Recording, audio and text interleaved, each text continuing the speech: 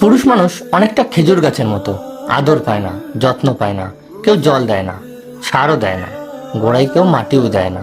নিজের পায়ের তলার মাটি নিজেই শক্ত করে অযত্নে অবহেলায় বেড়ে ওঠে। বেড়ে ওঠার পর তার কাছে প্রত্যাশা অনেক। তার ফল খুব মিষ্টি, তার রসের জন্য হাহাকার। তার রসের গুড় চিনির কয়েক গুণ বেশি উপকারী। রসের জন্য তাকে বছরের পর বছর ক্ষত বিক্ষত করা হয়।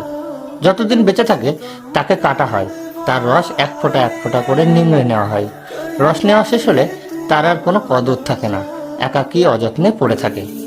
জীবন শেষ করার পর জ্বালানি কাঠ হিসাবে তাকে কাজে লাগানো হয়, মাছ ধরার ফাঁদ হিসাবেও সে অনবদ্য।